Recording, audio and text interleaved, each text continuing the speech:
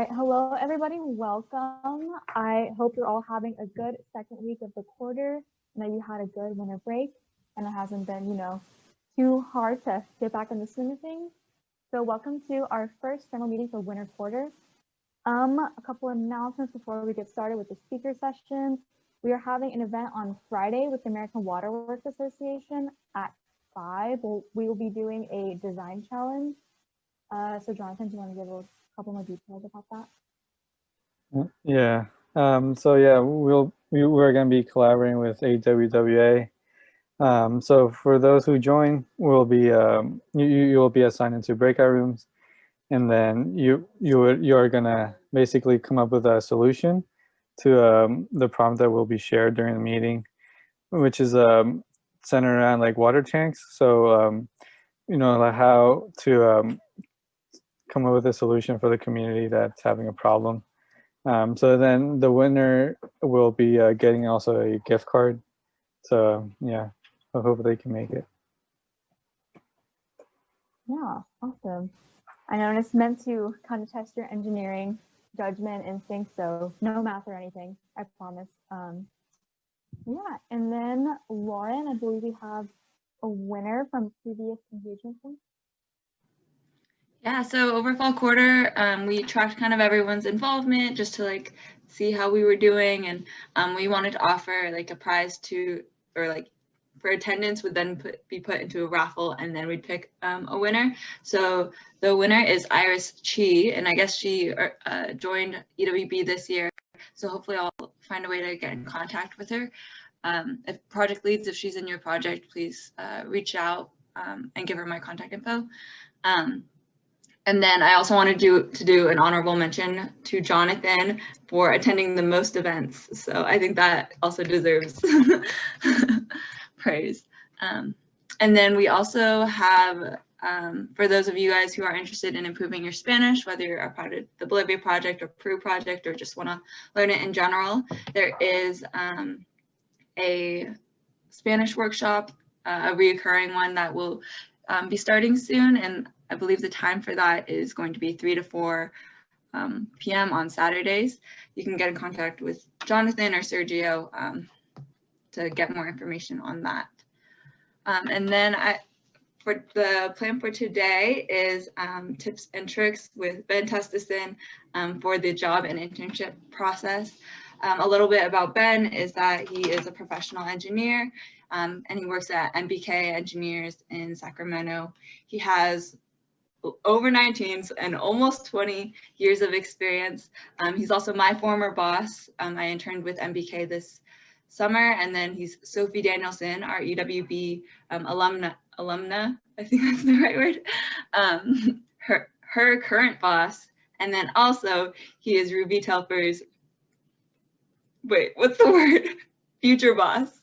Yeah, I was thinking former, but future. So I think he likes us as much as we like him to be here. And without further ado, Ben, if you'd like to go ahead and share your screen and then get started. Okay.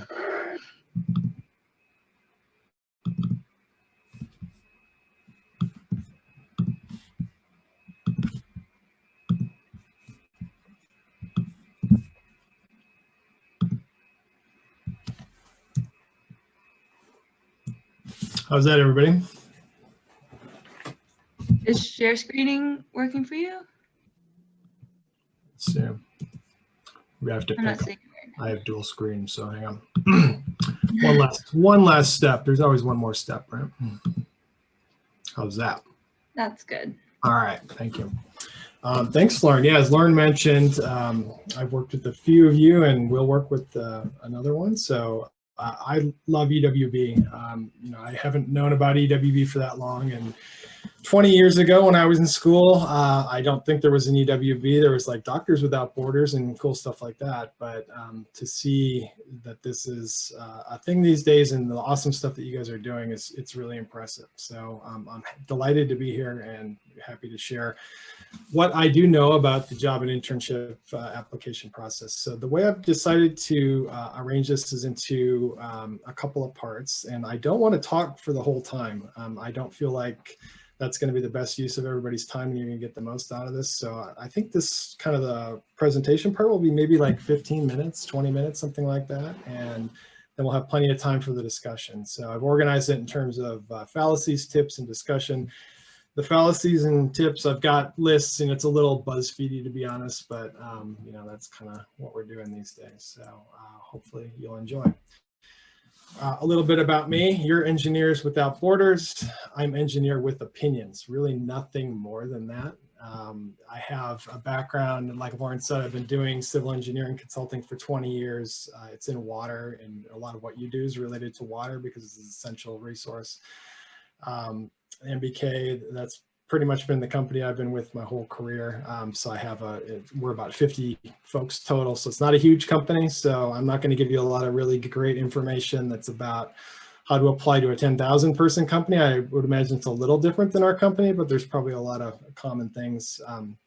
In my role, I do hydrology, reservoir operations, hydraulics, things like that.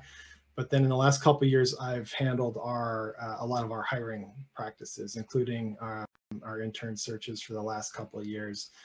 I've learned a lot through that process, and I hope to share some of that today. You know, UC Davis, great school, great for the type of water engineering that I do, and I'm sure a lot of other engineering majors that you and this group are part of.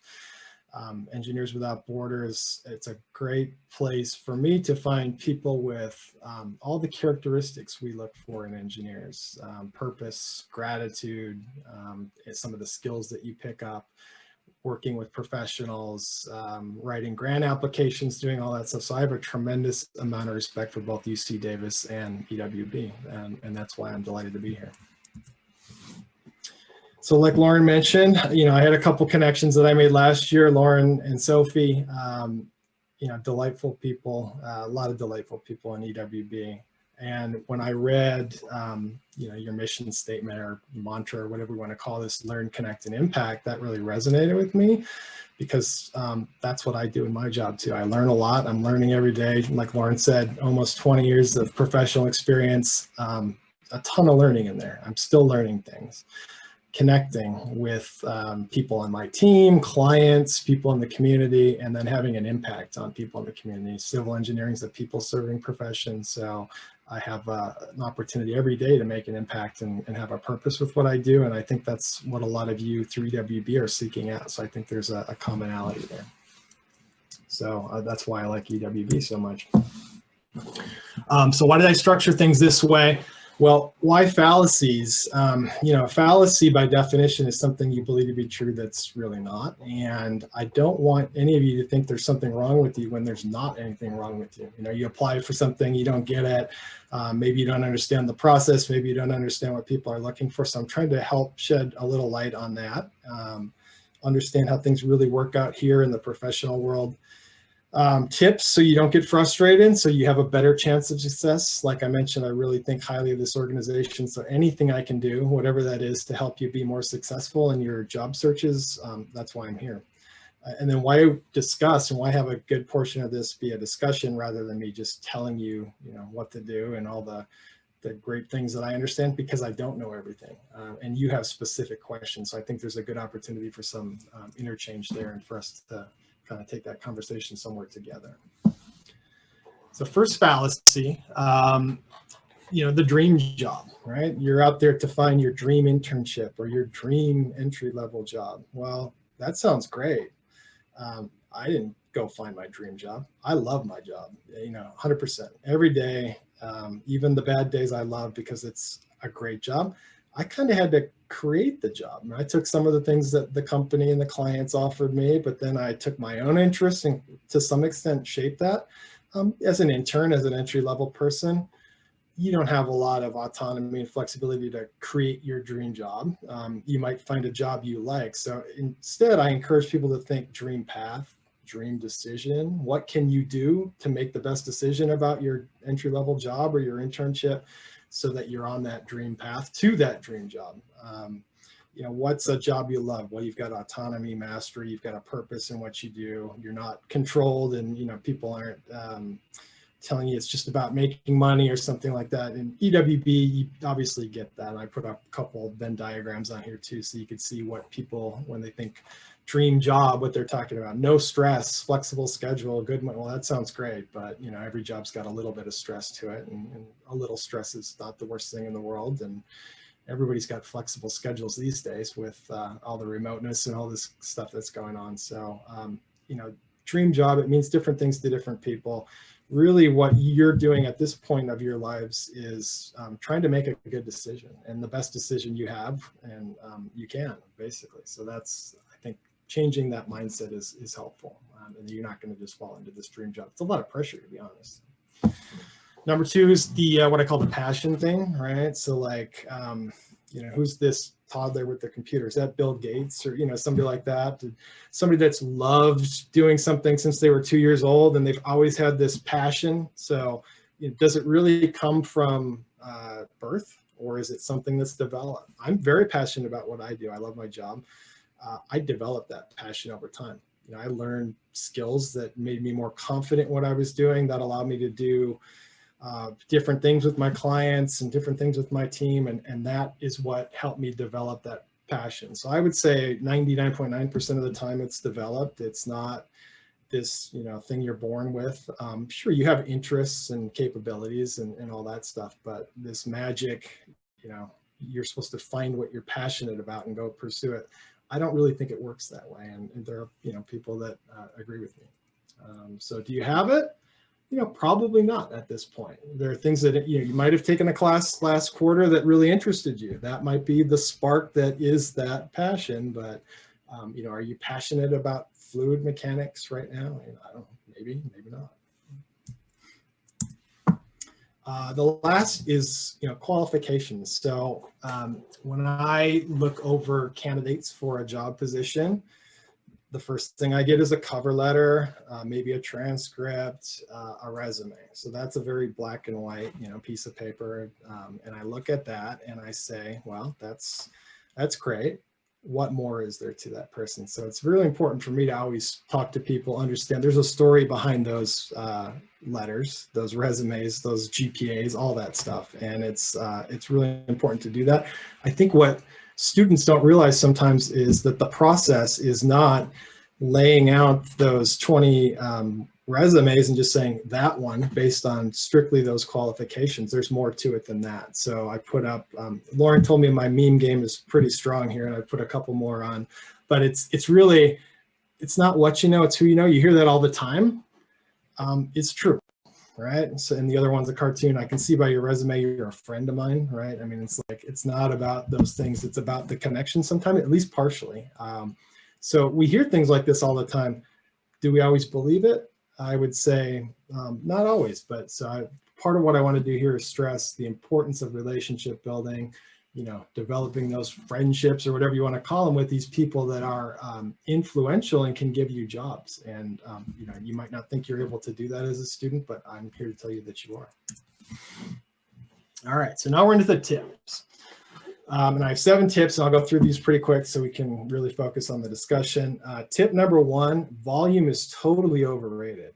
If you're applying to 100 internships, I don't know what the actual numbers are, that's a bad idea, because you're not focusing on quality and taking the time to, you know, make that those, you know, 5 companies or 10 companies that you really want to work for have the same quality as those other 90 that you're firing the stuff off to. So my suggestion is to focus on doing fewer things really well. You know, for our current internship, we've gotten over 30 applications. We have 3 available spots. So it's very competitive. And some are just immediate no's because it's somebody from, you know, a major that really has nothing to do, even peripherally, with what we do. And so I envision that student as this person that's firing off 100 of these things. Let's just, you know, maximize our opportunity by doing that. And people see through that. And you want to be more focused on quality. And, you know, if you have to narrow that number down to get that quality, because it's hard to do 100 applications and have them all be quality, that would be my recommendation with volume. Number two is avoid black holes, what I call, with companies. And anybody ever sent an application off and never heard another word? That happens a lot. Yeah, Lauren, happened to you, right? That's a black hole, right? It's a place where your cover letters and applications go to die. How can you spot a black hole? Well, maybe instead of to an engineer, if an engineer is going to be the person that's going to hire you and you're going to work with, or a technical team, it goes to somebody in HR. That's a clue. That might be a black hole. A generic submission form on a website. Seems like something that might go into a black hole to me. A generic email address, possibly. So how do you steer clear of a black hole? Find somebody that you will be working with potentially, or already know at a company. That's a person that can be accountable. Black holes aren't accountable. Generic email addresses don't have to be accountable, but a person that and you can actually talk to or fire an email right to them, they're much more likely to be accountable. So try to take that route rather than intentionally stepping into these black holes. The other thing which is related is focus on who more than what sometimes. Who cares about your success? Who do you know in the organization you're applying to, or who can you get to know in the organization you're applying to? These are the people that can help you avoid the black holes. Right? So you might know somebody who graduated last year that's working for a company or maybe a government organization that you want to work for or intern for. Contact them.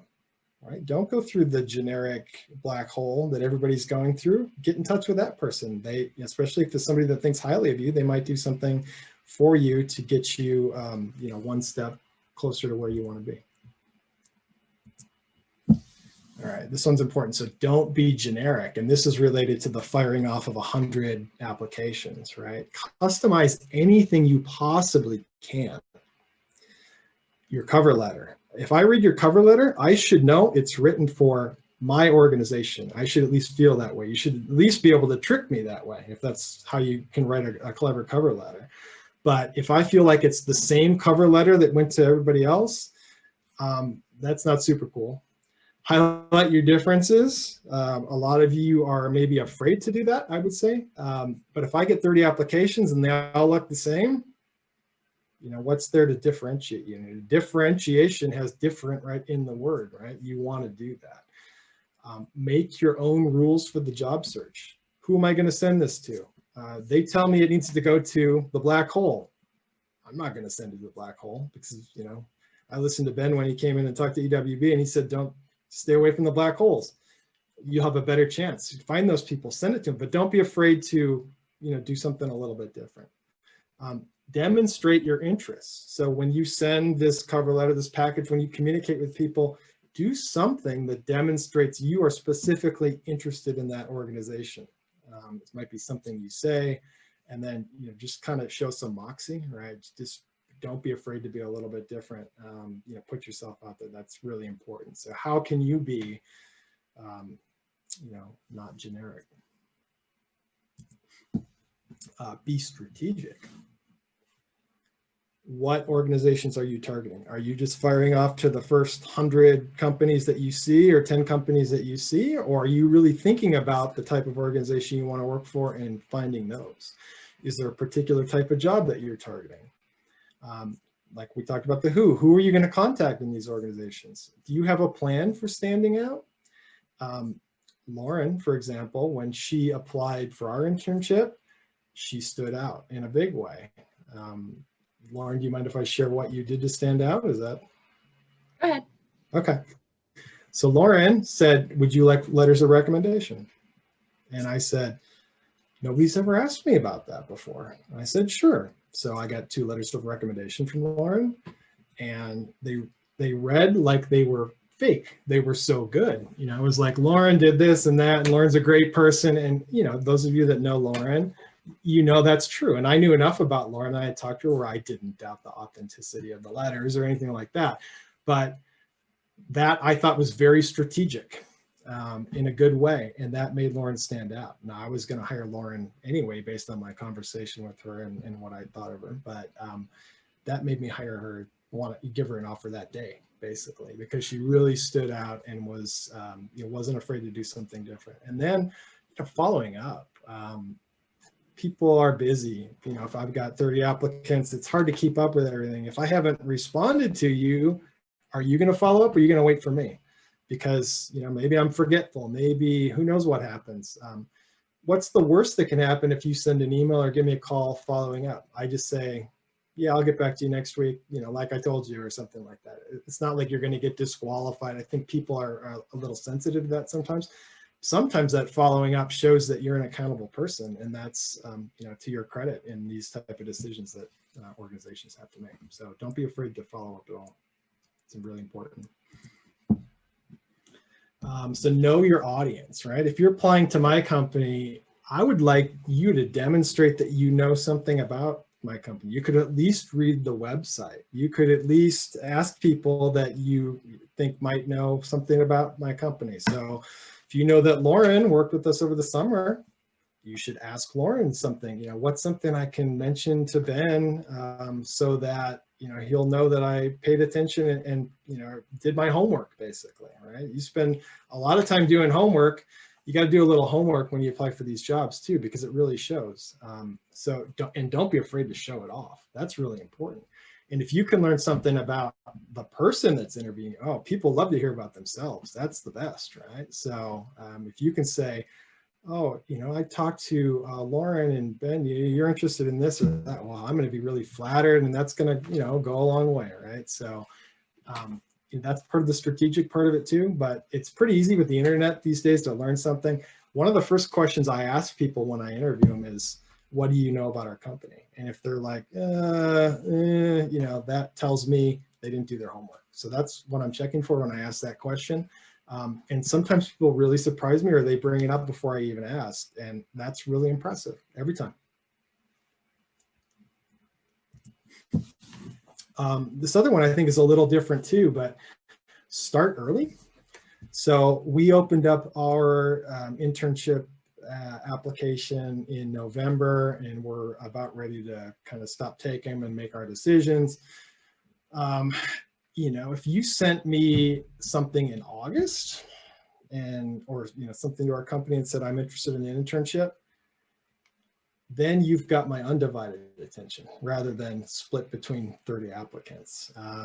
You've got more time to develop that strategy. You've got months, right? It's not when you're taking finals or when you're on your break and you want some time to relax. You can do it on your own schedule. So that's what starting early does for you. The worst thing that can happen is somebody says, this is my job in November, and I'm not going to pay any attention to this. Nobody's going to say, oh my gosh, that person applied in August. Don't they know we don't take applications till November? I'm not going to consider them. I mean, it's not that way at all. So the worst thing that can happen to you is really nothing that affects you negatively. And the best thing that can happen to you is you get that attention, you start developing that relationship, you can develop your strategy, and before everybody else is coming in the door in November, you've got your internship or you've got your job, right? When I applied for MBK did not have a job posting. I just sent the president of the company an email saying, this is what I do and I'm interested, and I found your website, and this is in 2001, so companies barely had websites back then, and I said, I'm interested, and he was kind of a progressive thinker or whatever, something about what I said to him caught his attention, and next thing I knew, I had a job. So that's how I learned firsthand that it's okay to work on your own schedule. That's not always going to work, but I think it's a good strategy. So I want to encourage people to not be afraid to do that. So, that's it basically. And I want to have a good discussion, but, the 3 fallacies again, real quick, this thing about the dream job, think maybe a little differently. Dream decision. What can I do now that leads to happiness, success, dream job? The passion thing, I think you have to kind of develop the passion. So there's nothing wrong with you if you're not passionate about, some aspect of mechanical engineering right now or something like that. These quals, right? The qualifications, there's more to it than that. There's the strategy component, there's the human relationship component. Don't overlook those things. So those would be the fallacy parts. And then the 3 tips. Volume's overrated, so slim it down, put more attention and focus on what you're doing. Stay away from these black holes. Go to people, especially decision makers, if you can get to them. Focus on people, right, rather than content. That's what it is. Your GPA is what it is. What you've been doing for the last 2 or 3 years, that's what it is at this point. What can you do to make the best of that? And that's the people part of it. Don't be generic. Be as specific as you can. Be strategic. Have a plan for how you're going to get this job and how you're going to stand out. Know that audience. Don't be afraid to demonstrate what you know. This stuff's really easy. Go on the internet, look this up. Oh, you do this. I'm interested in that. I'm going to bring that up in the interview. Well, that scores big points. And then start early. Just your own timeline. Do what works for you. The worst case scenario is no effect. The best case is you just outsmarted all your classmates and got the job, right? So that's really, I guess, how I see it. There's more to it than that, but these are kind of the things that I thought. When I ran this by Lauren, she said this is going to be a little challenging for people, and I think college is a great time and a great experience to hear things that maybe are a little different to what you believe and challenge you. So, maybe you think it's that way, maybe you don't find it challenging at all, but that's what I was trying to bring to the table today. And then I just, at this point, you have maybe specific questions about things you're going through, experiences you've had. I would like us to have a discussion, on some of those things. And like I said, I don't know everything, but I'm happy and, very transparent and happy to share what I do know. And some potential ideas I just kind of threw up on the screen, but whatever you guys want to talk about, I'm happy to talk about. Thanks so much, Ben. I just want to address everyone. This meeting is being recorded, but if you'd prefer for your question not to be recorded, I'm happy to pause the recording. So you can just start your question with, I don't want this to be recorded. I can pause it and we can cut that part from the recording. So in case that was a concern for anyone. Yeah, it's a great point. And I also, the follow-up slide, which I'll put up at the end, has my contact information. I'm happy to take any questions offline. Like I said, this is a great organization. And, if all of you email me or call me tomorrow, I'm happy to take, half an hour or whatever it takes to talk with each one of you about whatever you want to talk about. I have one question for you, actually, Ben. Yeah. I was just curious, what would you say is important to include in a cover letter and what isn't as important to try to get it to all fit in not a long letter, I guess? Yeah. So what have you heard? Keep it to one page or something like that? Is that pretty much the mantra? Yeah, I've heard keep one page, and then my boss last summer said 3/4 of a page max. So what is your purpose? What are your values? That's what I want to see in a cover letter. And how does that align with what you understand the organization's values to be? That's probably the most important thing. It shouldn't be stuff that I can find in the resume because it's just redundant. Okay.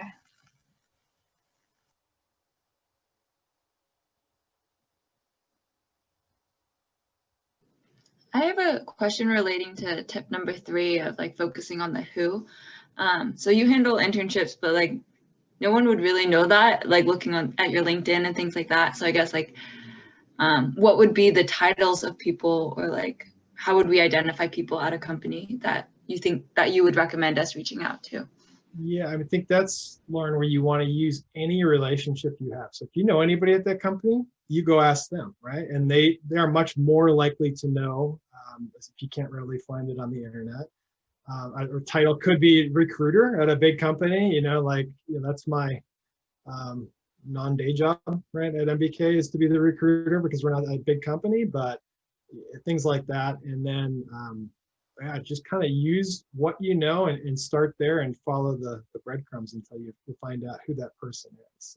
Or, like I did, just find somebody that you think is kind of influential and see what you can do. I think that's because, the most important thing is that at any of these companies, especially with engineering, you will be working with a team of engineers and they will be the decision maker. It's not like some person that's a recruiter. Their job is to bring people in the door And then the team you're working with is the one that's going to figure out who the next team member is. So the sooner you can find those people, however you can, through your relationships, through your search, the better. So, those would be some of the strategies I would suggest. Okay, thank you. I guess I have a follow-up question to that. If you find the person or the email or the recruiter, what would you send them in an email to like get started at having a conversation with them? Would you like already send your resume and cover letter? Would the email itself kind of be like a cover letter? Like, what do you recommend for that? Yeah, not too much too soon, probably, Ruby. Just kind of let them know, what's unique about you, what your values are. Like, same thing with the cover letter question. Like, how does that, some of that same content, I think, how do your personal values align with the company, and how does some of your experience, based on what you know about the organization or you've learned, how do you think some of your experience uniquely qualifies you to be for this job or to have a relationship with this company? Sometimes that's pretty easy to put together based on what you can learn about the company and what you know about yourself, and sometimes you gotta think outside the box a little bit on that. But yeah, that would be the key thing is, just try to, because when companies put their values, most of the time there's a lot of, up on their website or something like that. There's a lot of thought that goes into that. Whether they live them all the time is another question, but so if you can find things like that and show how you align with those values, I think that type of thing is what really gets people, and it gets them more emotionally, I think. And when you're trying to connect with people and build relationships, that's the key thing, is how do you get them emotionally, and so how do you do that in your first email? It's not so easy, right? So it's just how do you kind of start that and make them think that you're somebody that's a little different or thinks that way, and isn't just going to fire them the resume, say, here's my resume, hire me, right? I mean, it's like saying, hey, I just met you, you want to be my friend, right? I mean, it just doesn't, it's not a great way to do it. You have to ease into those things. Gotcha. Thank you. Mm-hmm.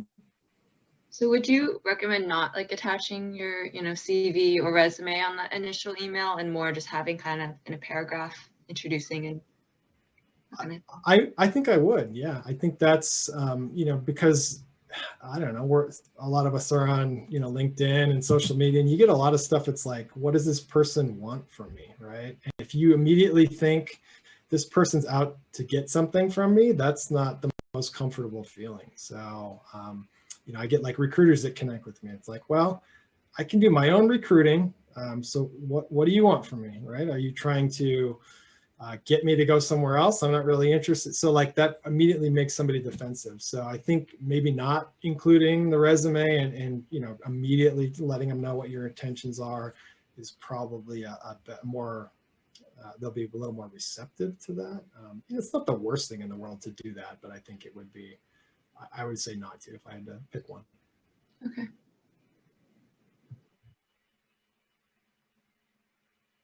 I kind of have a question. Oh, sorry, Alyssa. I kind of have a question related to that. So because you're talking about like not falling into like the black holes and just filling out a bunch of like online submissions. So if you were like sort of applying for something towards like in like the standard way, could you then also still try and reach out to somebody at the company and say like, hey, I applied through your portal, I'm really like interested though for these reasons, and is that also? Yeah, exactly. Yeah, it's okay to put 2 oars in the water, right? It's that's not the worst idea. And a lot of times they'll say, yeah, that's great, Clara. I'm glad you reached out to me, but I need you to go through the official channel, which is the black hole, right? And that's just the way we do things here. So yeah, that's a good strategy, is to do both. I have a comment on that. From personal experience, I have like applied to a large company through their online portal, and then I knew someone who worked there, and I sent the email, and that really sped up the process. So I think that usually does help. And then I also have a friend who back in 2017 was applying for an internship at Tesla, and like after he worked really hard to like make connections at the company and then kind of like got in, but after he was working there, he found out that like everyone who's been hired was not through the online web portal. Like those were just going into a literal black hole, and like everyone was hired through other connections. So I think it's definitely something to watch out for.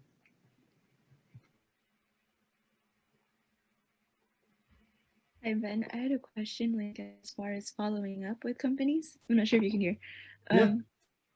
But like, how much time should you let pass before connecting with someone again, especially like after an interview, or just after they reach out to you or something? Like, how long should you wait?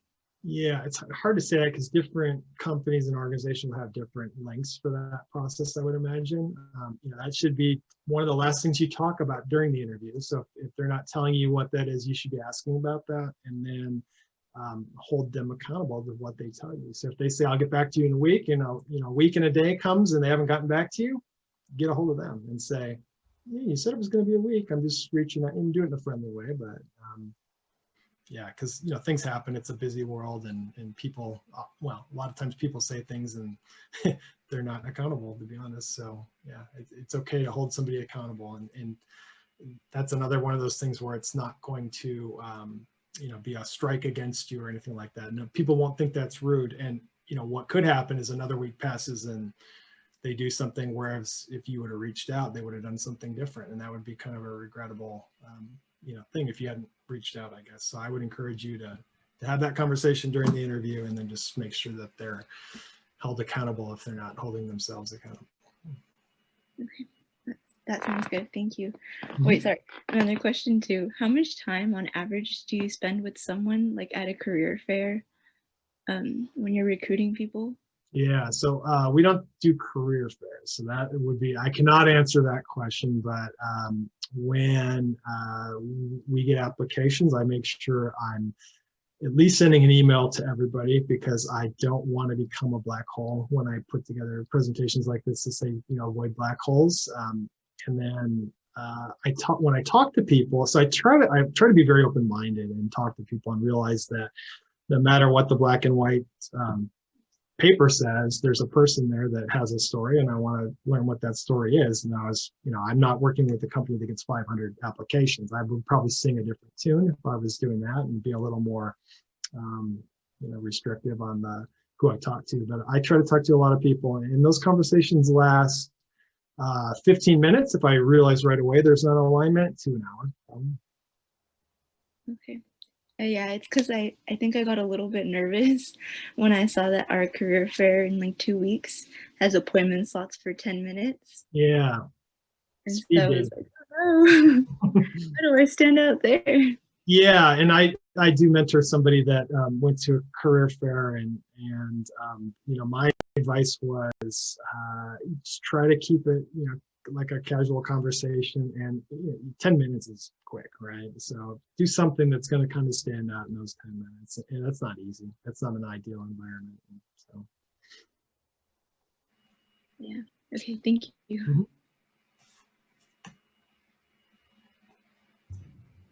Hi, I have a question about internships. So I'm a first year, and I've heard that most companies look for students who are in their like third or fourth year, like for summer internships. Do you have any tips for first or second years looking for internships? Yeah, it's a great question. You're right. So, we look at several different, measures or characteristics, and the ideal candidate is somebody who's a junior right now, because we do a couple things with our internships. One is we are trying to provide a great opportunity for a student to have firsthand experience of what this world of what we do professionally is like. The other is to see if there's a potential match for a long-term relationship between us and the student. And I would say almost every company or organization that hires interns is doing that. And junior just happens to be kind of like the ideal timing for that. It's not so much what first year could, I don't expect a junior to walk in the door and know a ton, right? And start right away and say, oh, wow, you took fluid mechanics, you know it all, right? You're going to be an awesome engineer, and all I have to do is show you your cube and you can get all this awesome work done. What you do in professional life is really a lot different. Lauren and other people that have had these experiences can kind of tell you how different professional life is than school in terms of content and the technical things you're doing. So yeah, a first year would really have to stand out, because maybe Lauren, you had how many internships have you had? A ton. So you had one, you know, I don't know, in middle school, right? So, no? I had one after high school. Yeah, I was thinking of jumping in on this anyway. So I've had a total of like 5, I think, so one every year since high school. And I think in the early years, it was about like who I knew. So my school my high school had an engineering like class, and so I took that and I talked to my teacher. I guess they're not professors. My teacher at that time, and just asked if he knew about any internships, and that was my connection.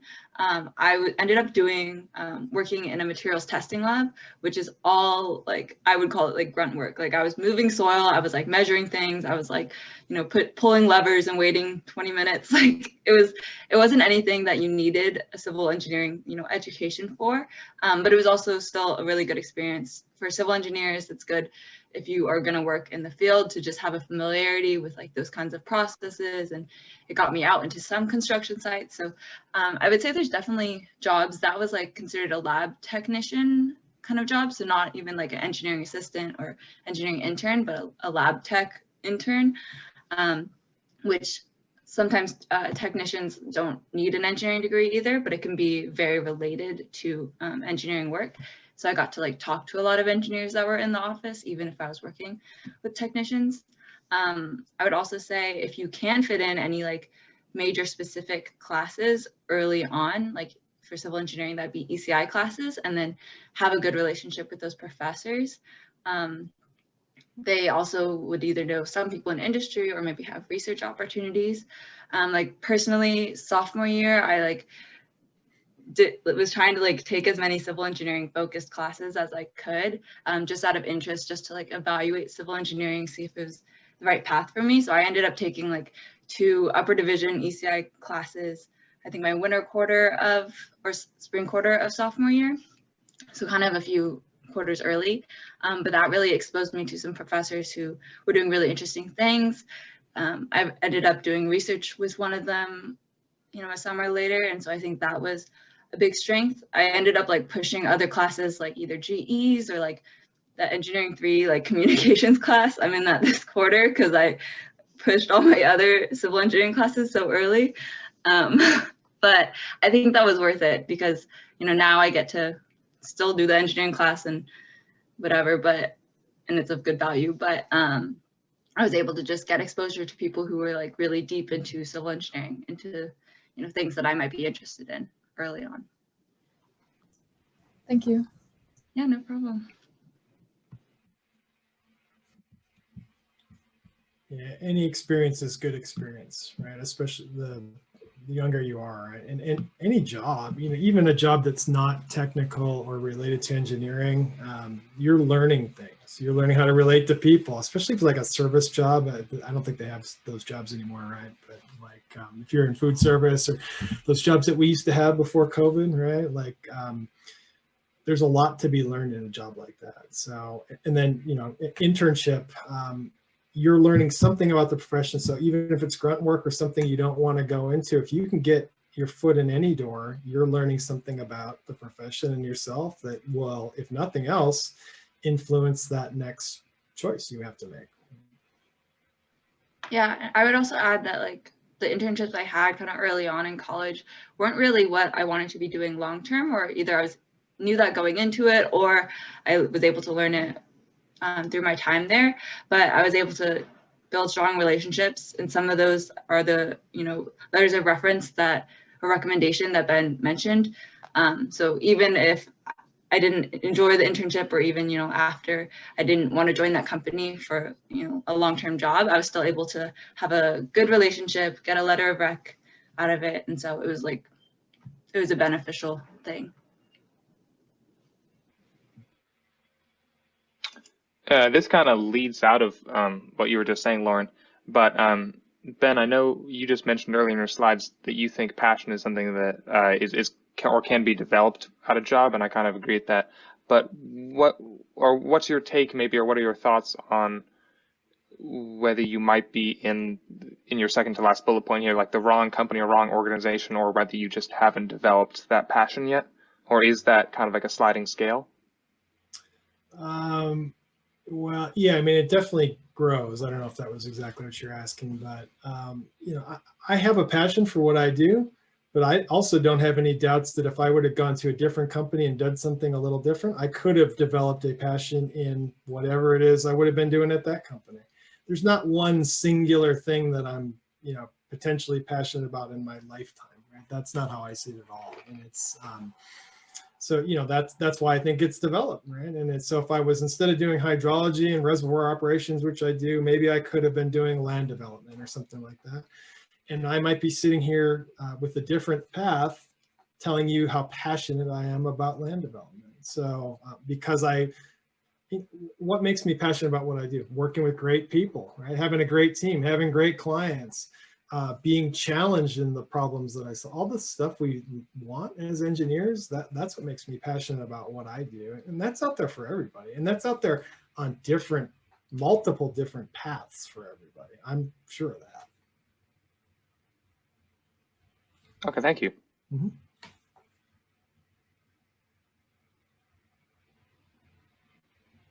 I kind of have a question. Oh, sorry. Sorry, you can go first. Oh no, Stacey, you can go ahead.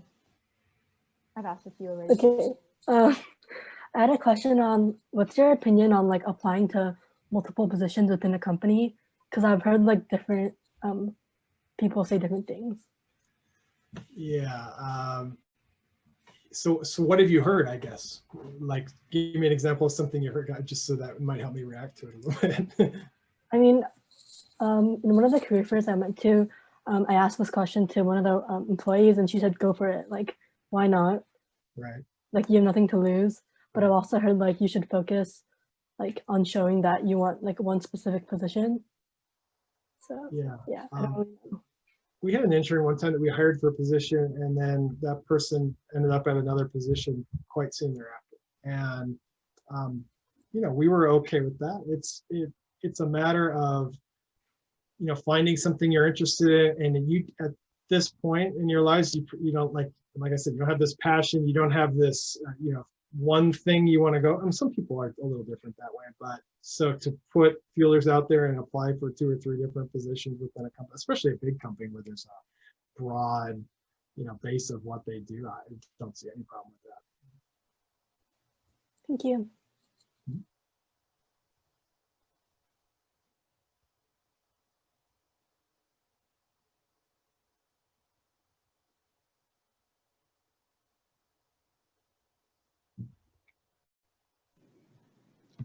Sorry. I guess I kind of have a similar question too. So I know I've always heard that, like, some advice about when you're interviewing with the company, like if they say at the end, like, oh, do you have any questions? Like you should always, you know, have some questions prepared in advance. One that I was kind of wondering that I've heard some mixed opinions about is sort of asking a company like what their mobility is like for their, especially for entry level positions, like what opportunities for advancement there are. Because I've heard it's like good to sound obviously like ambitious, but also you don't want to sound like you would be like impatient or like unhappy in the entry level. Or so I guess like what is a good balance to asking about like room for growth within a company? Yeah, well, I don't see the problem with it.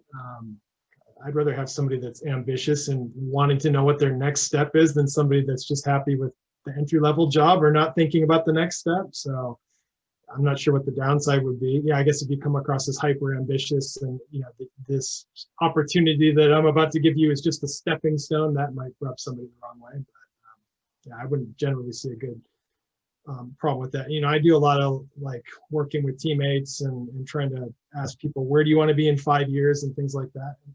It's rare that people think that far ahead. So if you're thinking that far ahead and you can articulate that, I think that's a way to stand out. Thank you.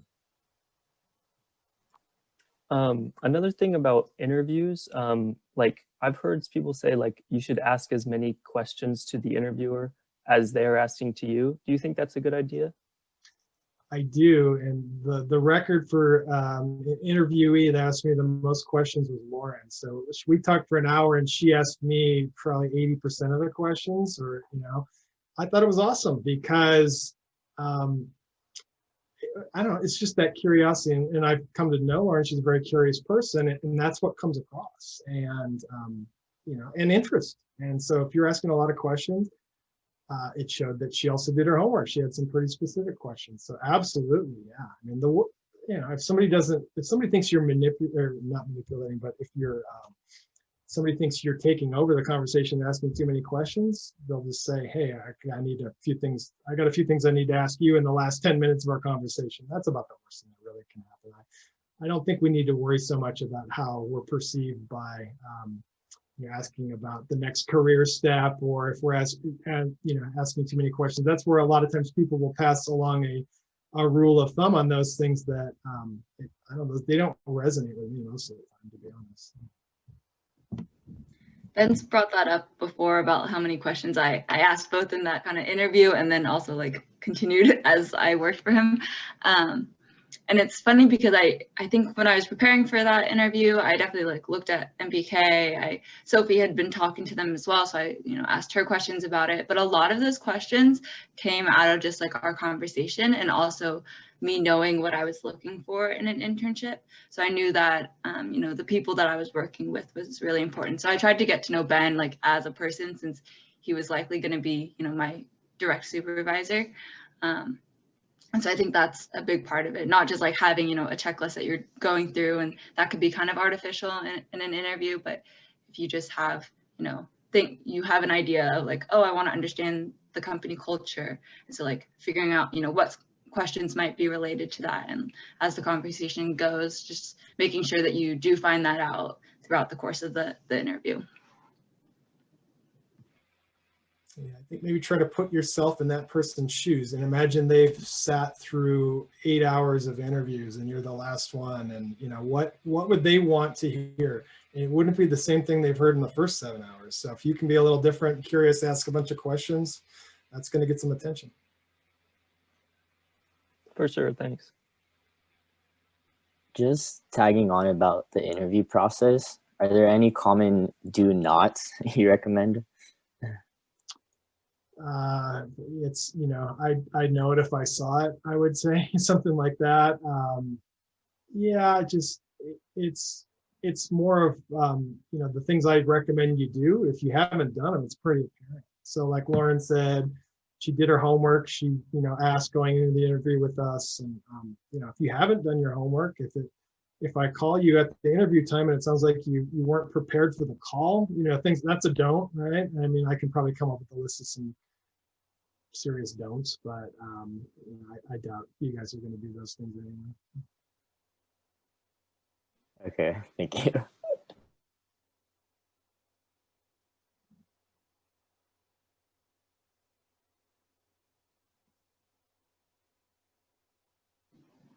I have a question about getting to know the company that you're interviewing for. So I think with MBK, it was kind of different since I was interviewing with you and you're, the head of the H&H group. And that was the group I wanted to join. But in other cases, you might be interviewing with someone in HR. How do you make sure that you can also kind of gauge, either get to know your coworkers or at least one of the supervisors, or like get to know your future team well enough that you feel comfortable, entering into that position? Yeah, I mean, that might be, it depends on how they're doing their interviews. If the HR is kind of a screening interview, then you probably want to keep that about, alignment with the company culture and things that person, that would resonate with that person, right? I mean, kind of know your audience there. And then when you get in with the team, hopefully you do well enough to get that more specific interview with that team, then ship, right? And then start asking those questions about what the team does and really get them energized by your presence in that interview, really, right? Like that's, if you can make somebody feel like, wow, I enjoyed that conversation. Guess when they come time to make a hiring decision or an evaluation, guess what? That's good for you. Yeah, I had a similar question as Lauren, where like you want to get to know your coworkers as well, like not just the company itself, but who you'll be directly working with, like on a daily basis. If that makes sense. Like if you get asked to come in for a second interview, like that's when you have your opportunity to get to know your coworkers and see like what values they have. Yeah, so either they're going to be a part of that process, that interview, or not, and you certainly have the right to ask questions. What's a typical day working in this job going to look like? And who am I going to be working with? Is it going to be you, Ben, or is it going to be somebody else? You know, what type of mentorship am I going to get? Those are the questions you want to be asking. And if you don't get the right answers, maybe that's not the right opportunity for you.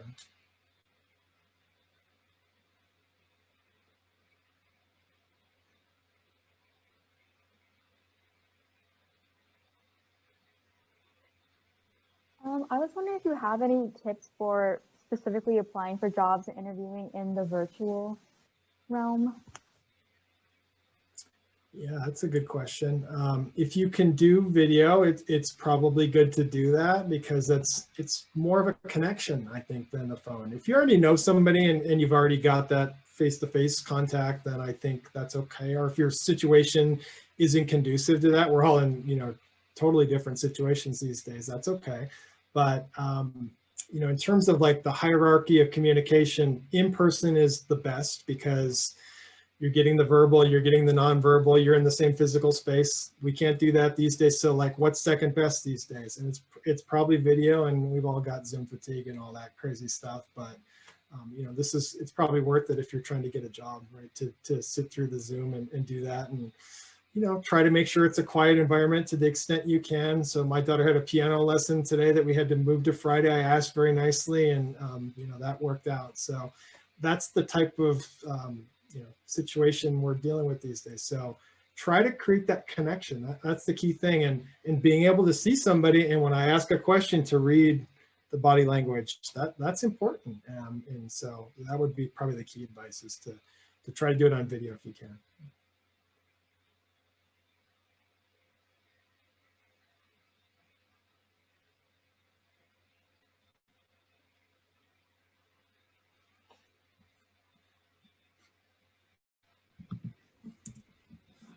I see that, yeah, we're coming up on 6 o'clock. So if anyone has any last minute questions, I do want to make sure that we can kind of end promptly at 6 though, so.